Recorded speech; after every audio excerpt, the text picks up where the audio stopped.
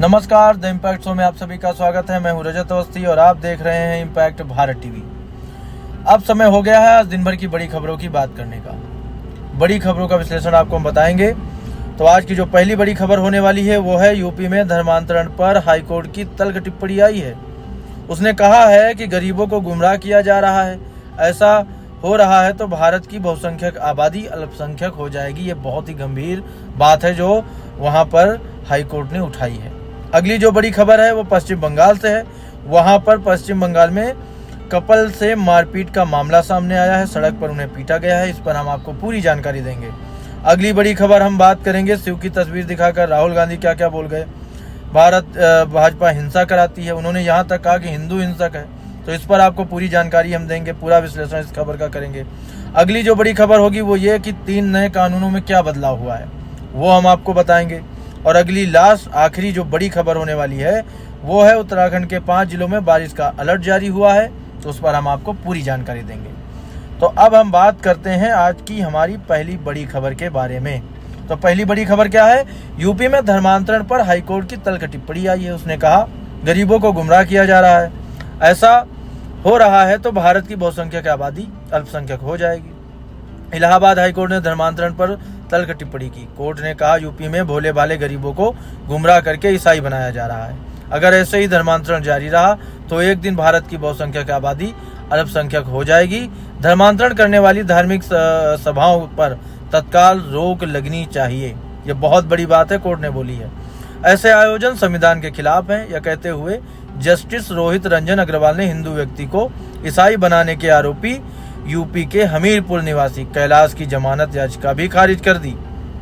Court ने कितनी बड़ी बात बोली है कि धर्म परिवर्तन जैसे आयोजन संविधान के अनुच्छेद 25 के तहत धार्मिक स्वतंत्रता के अधिकार के खिलाफ हैं। ये कौन कह रहा है? इलाहाबाद हाईकोर्ट। कोर्ट ने कहा संविधान का अनुच्छेद 25 धर्म प्रचार की छूट देता है लेकिन धर्म बदलवाने की अनुमति नहीं देता। पता चला है कि यूपी में धार्मिक आयोजनों से भोले वाले गरीबों को गुमराह कर ईसाई बनाया जा रहा है। कैलाश पर आरोप गंभीर है। ऐसे में उसे जमानत पर रिहा नहीं किया जा सकता।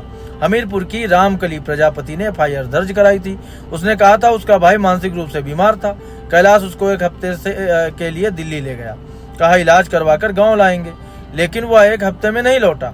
काफी दिनों बाद भाई को लेकर वापस आया। फिर भाई के साथ गाँव के कई लोगों को दिल्ली ले गया। वहाँ एक कार्यक्रम में सभी को ईसाई धर्म में परिवर्तित करा दिया। इसके बदले पैसे दिए। अब देखिए योगी के सख्त कदम इस पर क्या है। धर्म के जो धंधेबाज हैं उनके खिलाफ योगी के सख्त कदम है। योगी जी राष्ट्रीय सुरक्षा कानून NSA लगे, गैंगस्टर लगाया जाए, सभी की संपत्ति भी जब्त हो, हर पहलू की विस्तार से जांच हो, सभी दोषी जल्द गिरफ्तार किए जाएं। उत्तर प्रदेश के नोएडा में 2 साल पहले मूक बधिर बच्चों के धर्म परिवर्तन का मामला भी सामने आया था। ATS ने आरोपी मौलाना उमर और जहांगीर को गिरफ्तार किया था। ये इस्लामिक बना रहे थे। इसके बाद CM योगी ने सख्त आदेश दिए। उन्होंने कहा जो भी इस काम में शामिल है उन सभी पर राष्ट्रीय सुरक्षा कानून यानी कि NSA और गैंगस्टर लगाया जाए, उनकी संपत्ति जब्त की जाए।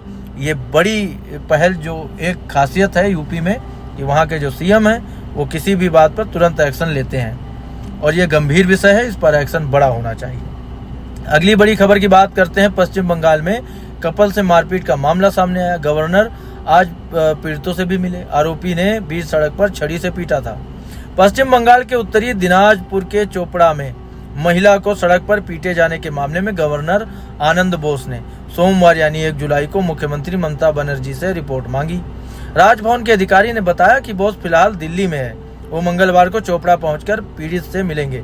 वे महिला से मुलाकात करने के बाद फिर दिल्ली जाएंगे और केंद्र सरकार को घटना की रिपोर्ट सौंपेंगे। वहीं राष्ट्रीय मानवाधिकार आयोग यानी कि NHRC ने भी सोमवार को मामले पर संज्ञान लिया है। आयोग ने मामला सरकार और पश्चिम बंगाल के DGP को नोटिस जारी किया।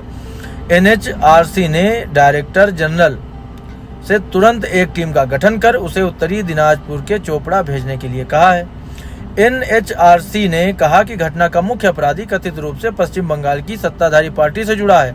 महिला को पीटे जाने के वायरल वीडियो में उसे साफ देखा जा सकता है। टीम का नेतृत्व सीनियर SP रैंक का अधिकारी करे और घटना की रिपोर्ट जल्द से जल्द कमीशन तक पहुंचाए। वहीं पश्चिम बंगाल पुलिस ने सोमवार को कहा कि इस मामले को लेकर फेक न्यूज फैलाई जा रही है। कुछ लोग घटना को राजनीतिक रंग देना चाहते हैं। सच तो यह है कि घटना की जानकारी मिलने पर पुलिस ने तुरंत अपराधी की पहचान कर उसे गिरफ्तार कर लिया। पीड़ित को पुलिस सुरक्षा मुहैया कराई गई है। आप स्क्रीन पर वीडियो देख रहे हैं, आप देख रहे हैं ना किस तरह से पीट रहा है वो, और ये बहुत राजनीतिक लग रहा है सबको। अब घटना को आपको हम 3 पॉइंट में बताते हैं। 30 जून को चोपड़ा इलाके का एक वीडियो सोशल मीडिया पर सामने आया, जिसमें टीएमसी नेता ताजमुल हक उर्फ जेसीबी 2 लोगों, एक महिला और एक पुरुष को सड़क पर छड़ी से पीटता नजर आ रहा था। स्थानीय लोगों ने दावा किया कि महिला और पुलिस के बीच कथित रूप से अवैध संबंध है, इसलिए ताजमुल इस मामले में त्वरित न्याय कर रहा था। लोगों ने कहा कि ताजमुल इलाके में त्वरित न्याय के लिए जाना जाता है। पुलिस ने महिला के साथ मारपीट करने वाले ताजमुल को गिरफ्तार कर लिया है। इसके खिलाफ केस दर्ज किया गया। पुलिस को उसकी 5 दिन की रिमांड भी मिली है। ये कौन है भाई, शहंशाह है क्या कहेंगे? ये न्याय करेंगे? क्या न्याय करेंगे? कौन सा अपराध किया उसने? जो भी है वो जांच का विषय है। आप क्या न्याय करोगे भाई? तो ये तानाशाही बंगाल में चल रही है ममता सरकार की, कि वो उनके जो नेता हैं, उनके जो कार्यकर्ता हैं, वो सड़क पर न्याय करने लगते हैं। इतने बड़े न्यायाधीश हैं, कोर्ट की जरूरत क्या है? फिर बंद करा दिए जाए सारे। ये अगर टीएमसी ही न्यायाधीश बनती है, रोज दरबार लगाए ममता बनर्जी और उनके मंत्री ये सब बन के अपना न्याय करें। ऐसे नहीं चलता है देश। देश का कानून है, संविधान है, न्यायपालिका है, उसके अंतर्गत चलता है, उसे सबको मानना पड़ेगा। बीजेपी के राष्ट्रीय अध्यक्ष और केंद्रीय मंत्री जेपी नड्डा ने एक्स पर पोस्ट करके कहा, ममता बनर्जी को तुरंत इस्तीफा देना चाहिए। बिल्कुल देना चाहिए। एक घटना नहीं है, इसके पहले भी शाहजहां शेख वाली घटना हुई थी, संदेश खाली वाली, हमने दिखाया था। हमारे रिपोर्टर ग्राउंड जीरो पर जाकर के गए थे, उन्होंने वहां की स्थिति दिखाई थी। एक घटना थोड़ी है, ये गंभीर विषय है। इस पे बड़ा कदम उठना चाहिए। ये सरकार सही से काम नहीं कर रही है, मुझे बोलने में बिल्कुल संकोच नहीं है। ममता बनर्जी फेल है पूरी तरह से कानून व्यवस्था के मामले में। हालात खराब है बंगाल के, कैसे सुधार होगा वहां पे? उन्होंने बोला कि इस्तीफा देना चाहिए, सही बोला उन्होंने, देना ही चाहिए। पश्चिम बंगाल में मौजूदा राज्य सरकार के कार्यकाल में बंगाल के लोग सुरक्षित नहीं है। संदेश खाली हो या उत्तर दिनाजपुर, दीदी का बंगाल महिलाओं के लिए सुरक्षित नहीं है। वहीं पश्चिम बंगाल में बीजेपी के को इंचार्ज अमित मालवीय ने आरोप लगाया, वीडियो में महिला को बेरहमी से पीट रहा व्यक्ति ताजमुल है। वह अपनी इंसाफ सभा के जरिए तुरंत न्याय देने के लिए जाना जाता है। वह इंसाफ सभा, तुम जो पीट रहे थे उसका इंसाफ कौन करेगा? वहीं कांग्रेस के नेता अधीर रंजन चौधरी ने भी कहा कि चाहे महिलाओं की जाति कोई भी हो, उन पर हमले अस्वीकार है। चुनाव हो चुके हैं, परिणाम सामने आ चुके हैं। सत्ताधारी पार्टी ने राज्य में अधिकतम सीटें जीती हैं। अब आप बताओ, सबसे बड़ी चीज कि ये जो अधीर रंजन चौधरी है, इन्होंने इतना बोला, कांग्रेस पार्टी ने कुछ नहीं बोला, बाकी सपा ने कुछ नहीं बोला, मतलब किसी भी गठबंधन पार्टी ने कुछ नहीं बोला। आप ये देख लो, ना ही लालू की पार्टी ने बोला है। उन लोगों को अब ये नहीं दिख रहा होगा, बिल्कुल नहीं दिखेगा। इस पर सबको आवाज उठानी चाहिए थी। मेरी नाराजगी है इस विषय पे। राजनीति अपनी जगह होनी चाहिए, घटनाएं अपनी जगह होनी चाहिए। किसी ने कुछ नहीं किया है। टीएमसी विधायक हमीदुल रहमान ने विवादित बयान भी दे दिया। उन्होंने कहा, हमारे मुस्लिम राष्ट्र के कुछ नियम हैं, महिला के साथ इन नियमों के मुताबिक बर्ताव किया गया है। वह अवैध संबंध में थी, उसका कैरेक्टर सही नहीं था और वह समाज को खराब कर रही थी। अब आप बताओ, उनका मुस्लिम राज्य हो गया, वो जो वो पश्चिम बंगाल है उनका मुस्लिम राष्ट्र है। वो किसने भैया, कहाँ, कब बन गया मुस्लिम राष्ट्र? ममता बनर्जी के मुंह में क्या दही जमा हुआ है? कुछ बोलेंगे नहीं इस पे? आम जनता देश की क्या समझेगी और क्या इसका मतलब निकाले भारत का नागरिक? क्या मुस्लिम राष्ट्र है भाई? टीएमसी नेता शांतनु सेन ने कहा कि राज्य सरकार इस घटना को लेकर कदम उठा रही है। हम ऐसी घटनाओं को सपोर्ट नहीं करते हैं। पीड़ितों को सिक्योरिटी मुहैया कराई गई है। अगर कोई भी घटना में शामिल होगा तो उसे छोड़ा नहीं जाएगा। क्या छोड़ा नहीं जाएगा? 2 शब्द तो बोले नहीं जा रहे हैं आप लोगों से। 2 शब्द तो आप लोगों से बोले नहीं जा रहे हैं उस पे, ना ही पूरे इंडी गठबंधन के किसी व्यक्ति से बोले गए। ऊपर से उनका मुस्लिम राष्ट्र वहां नियम चल रहा है, वो तुरंत न्याय करने के लिए जाने जा रहे हैं। बड़े इतने बड़े तो न्यायाधीश हैं। मेरे हिसाब से पश्चिम बंगाल में सरकार पूरी तरह फेल हो गई है। वहां पर कानून व्यवस्था ठप हो गई है, बची ही नहीं है। वो केवल मीडिया के लोगों को जेल में डालना जानते हैं, उन्हें परेशान करना जानते हैं, विपक्ष के नेताओं को परेशान करना जानते हैं। कोई चुनाव में खड़ा हो गया तो उस पर हमला करना जानते हैं। जो हमें दिखता है, जो जानकारियां आती हैं हम तक, उस पर मैं बात कर रहा हूँ, तथ्यों पे। बिल्कुल फेल है। इस पे बिल्कुल राष्ट्रपति को अब थोड़ा सा इस पे संज्ञान लेना चाहिए, मेरा ऐसा मानना है। अब बात करते हैं अगली बड़ी खबर की। राहुल गांधी ने शिव की तस्वीर दिखाकर भाजपा हिंसा कराती है ऐसा बोला। उन्होंने ये तक बोला कि हिंदू हिंसक है। जो अपने आप को हिंदू कहते हैं, हिंदू हैं, वो हमेशा वो हिंसक हैं और असत्य सत्य सत्य कहते हैं। अब इस पर आपको आगे बताता हूँ। कांग्रेस सांसद राहुल गांधी ने सोमवार 1 जुलाई को लोकसभा में नेता प्रतिपक्ष के तौर पर पहला भाषण दिया। उन्होंने संविधान की कॉपी दिखाकर अपने भाषण की शुरुआत की। फिर भगवान शिव की तस्वीर दिखाकर राहुल गांधी ने कहा कि सत्य, अहिंसा और साहस ही हमारा हथियार है। शिव का त्रिशूल अहिंसा का प्रतीक है। इस पर ओम बिरला ने राहुल को टोका, कहा कि ये नियमों के खिलाफ है। राहुल ने कहा, इसके जरिए मैं बताना चाहता हूं कि शिव जी से कभी ना डरने की शक्ति मिलती है। वे यही नहीं रुके, उन्होंने गुरु नानक देव, जीसस के अलावा सर्वधर्म संप्रदाय का पोस्टर भी दिखाया। फिर अभय मुद्रा का जिक्र किया। राहुल गांधी ने कहा, जो लोग अपने आप को हिंदू कहते हैं वो 24 घंटे हिंसा हिंसा हिंसा, नफरत नफरत नफरत। आप हिंदू हो ही नहीं। इस पर पीएम मोदी ने कहा कि पूरे हिंदू समाज को हिंसक कहना गंभीर बात है। शाह ने भी इस पर आपत्ति जताई। राहुल गांधी ने लोकसभा में कहा कि शिव जी का चित्र इस सदन में मना है, मगर मैं कह रहा हूं कि मुझे इनसे प्रोटेक्शन मिली, लेकिन आप मुझे रोक रहे हैं। इसके बाद मेरे पास और भी चित्र हैं, मैं सब दिखाना चाहता हूं। पूरा हिंदुस्तान इस चित्र को जानता समझता है। मैं इस तस्वीर को क्यों लाया? क्योंकि इस तस्वीर में आइडिया टू डिफेंड है। शिव जी के गले में सांप है। इसके पीछे का मकसद है किसी से डरना नहीं चाहिए। इसके बाद राहुल ने गुरु नानक देव की तस्वीर दिखाई। फिर शोर होने लगा। राहुल ने कहा, कुरान में लिखा है, पैगंबर ने कहा है कि डरना नहीं है। बस उसी को मान के चल रहे हैं, ये हमें लगता है। गुरु नानक जी के चित्र में भी आपको अभय मुद्रा दिखेगी। वो ये भी कहते हैं कि डरो मत, डराओ मत। जीसस क्राइस्ट ने चित्र में भी अभय मुद्रा है। जीसस ने कहा था कि कोई आपको एक थप्पड़ मारे तो दूसरा गाल आगे कर दो।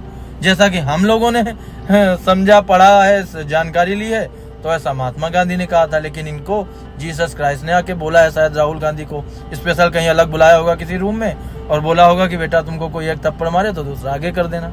क्या मजाक चल रहा है, क्या मजाक चल रहा है। सदन को मजाक बना के रखा है भाई। सदन ये सब बात करने के लिए है क्या? मजाक बना के रखा हुआ है। राहुल ने कहा, जो लोग अपने आप को हिंदू कहते हैं वो 24 घंटे हिंसा हिंसा हिंसा, नफरत नफरत नफरत करते रहते हैं। आप हिंदू हो ही नहीं। हिंदू धर्म में साफ लिखा है, सच का साथ देना चाहिए। राहुल गांधी के बयान पर सत्ता पक्ष के सदस्यों ने हंगामा किया।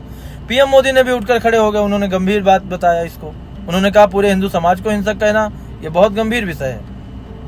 तो फिर राहुल गांधी ने कहा कि पीएम मोदी और बीजेपी पूरा हिंदू समाज ने। आप हिंदू को बोल रहे हो भाई। आपने उस समय पार्टी का नाम नहीं लिया है, आपने बोला हिंदू, जो अपने आप को हिंदू कहता है और हिंदू है। आपको यही नहीं पता आपकी मेंटल स्थिति क्या है, आप क्या कब बोलते हो आपको ही नहीं पता होता है। अब इस तरह की जो घटनाएं हैं ये बिल्कुल बहुत ही एकदम स्वीकार करने वाली चीजें नहीं है। ये बिल्कुल स्वीकार करने वाली चीज नहीं है। आप मुद्दे उठाओ, आप चीजों पे बोलो। उन्होंने अग्निवीर पे बोला तो राजनाथ सिंह जी, उन्होंने कहा अग्निवीर शहीद हो जाता है तो उसे यूज एंड थ्रो माना जाता है, उसे कुछ मुआवजा नहीं मिलता या जो भी कंपनसेशन है नहीं मिलता। तो उस पर राजनाथ सिंह जी ने उठ के आपत्ति जताई कि भाई 1 करोड़ रुपया कंपनसेशन दे दिया जाता है, प्रावधान है हमारा, ऐसा कैसे आप अफवाह फैला सकते हो। तो ये चीजें हैं। अब असत्य ही फैलाना है तो आप फैलाते रहो। तो राहुल गांधी जी को कोई तथ्य नहीं मिलता तो इस तरह की घटनाएं वो बताते सुनाते रहते हैं। अब क्या कर सकते हैं, ऐसे ही है वो। लेकिन ऐसा नहीं होना चाहिए। ये जो चल रहा है सदन के अंदर, इस तरह का कुछ भी बोल देना ये सही नहीं है। इस पर कार्रवाई होनी चाहिए और कठोर कार्रवाई अब होनी चाहिए। कोई भी आके कुछ भी बोलेगा, हिंदू को बोलेगा या किसी को भी बोलेगा, संविधान को बोलेगा, देश को, भारत को बोलेगा, ऐसा थोड़ी है। बाहर जा जाके आप भारत की बुराई करते हो, गलत है ये सब चीजें, ये स्वीकार करने वाली नहीं है। कोई भी भारत का आम नागरिक ये सब स्वीकार नहीं करेगा। देश से बढ़ के किसी के लिए कुछ नहीं होना चाहिए और ना है।